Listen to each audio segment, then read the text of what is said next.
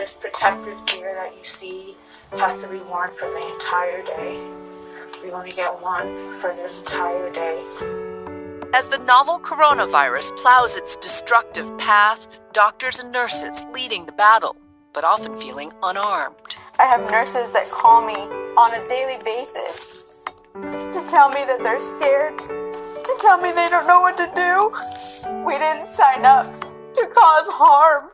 At this point, we know that we're the ones that are going to take it into the community without the proper PPE. Tonight, their voices, a chorus of concern that the very people on the front lines are in danger. How many of my coworkers have to become severely ill and risk dying before the government really takes notice and gets us the proper PPE we need? The growing toll, both physical and emotional, rising among their ranks. A well-known neurosurgeon and ICU nurse in Miami among the casualties. All the patients in this room, all the feet that you see, they all have COVID. And this is only one of the several rooms. Some say for COVID-19 in the U.S., this is ground zero. The situation right now is overwhelming. Elmhurst Hospital in Queens, New York, seeing as many as a dozen deaths in a 24-hour period from the virus. Primary care physicians like Dr. Luz Ares are working to ease the crush of patients on hospitals like Elmhurst. We have a big role because if we take care of the patients that are not too ill, then the ER doctors will have more time to take care of the sickest one. Ares and her husband, Dr. Carlos Gonzalez, met in medical school in Puerto Rico. They've served this Queens immigrant community for decades in their private practice. How dangerous is this virus for healthcare workers? It's terribly dangerous. I had a staff meeting with my 3 medical assistants, and it broke my heart. I tried to have a contingency plan of I rescheduled seniors. I checked the temperature on the entrance of the office. I saw 2 patients that were ill, and I felt like I had no defense. And I said, this is not working. I don't have the gear to protect my staff or myself.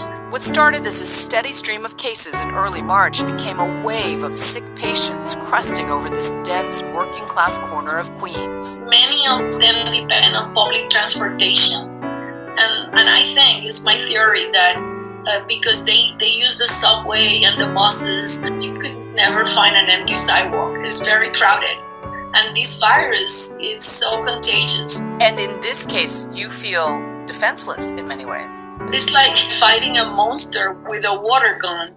Dr. Ares believes that her husband's job, which included checking patients for strep throat, put him at risk and may have exposed him to the virus. And as a former ER doctor, what made your husband finally say, I'm going to the ER? He told me, I don't feel right. I'm not breathing right. It's been 10 days since Dr. Gonzalez tested positive for COVID-19. His wife had to leave him at the door of a Long Island hospital on the eve of what would have been a doubly special day, the couple's 38th anniversary and Dr. Gonzalez's 66th birthday. How are you doing, both physically and emotionally? I think physically I'm fine. I think emotionally I'm trying to be strong. And yet you've joined the ranks of the patient population unable to visit your loved one in the hospital. That was so hard. I think that was the hardest thing. We've been together for so many years. Oh, I'm so sorry. Hi, how you doing? With word of her husband's now stable condition, Dr. Ares is focusing on her patients. Right call. Teleconferencing day and night. Solfero. What's astonishing to me is your husband's in the hospital fighting for his life, and you're seeing 100 patients a day. It's really a calling. You have to be selfless. In Puerto Rico, we have a saying that once you sign up to be a soldier, you have to march. For us as registered nurses, we are compelled to help and to heal. Bonnie Castillo is the executive director of National Nurses United.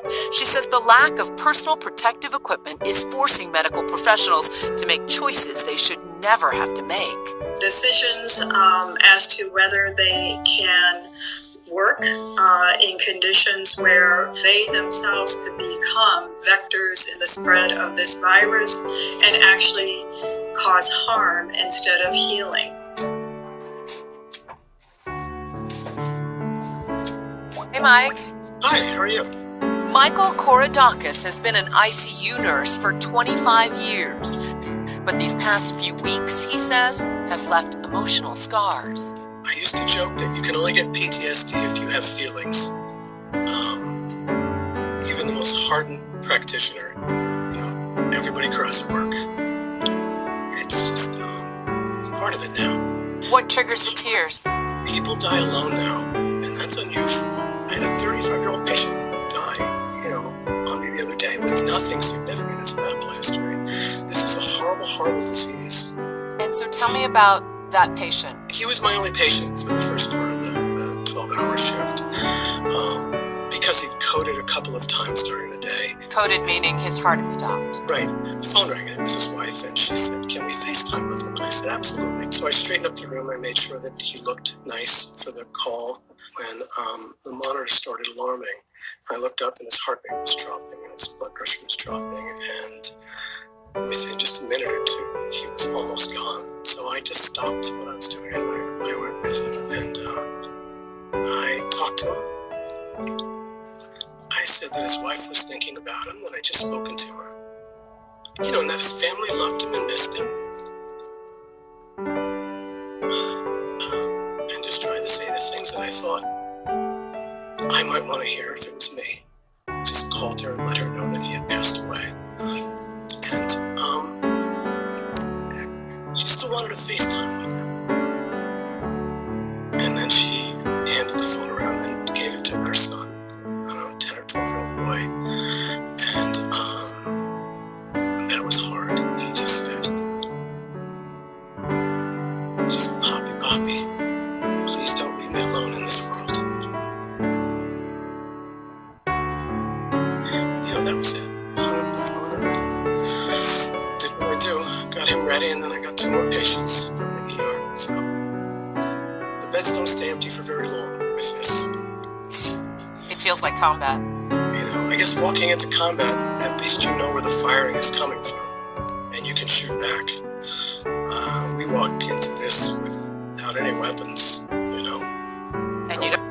that have run out. But the truth is, once your doctors and nurses die, you don't stand a chance. If we die, you die.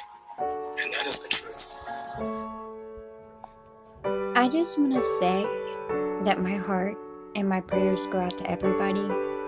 And I want to commend all the doctors and nurses around the world fighting this, because they're the real heroes. Thank you. Much love.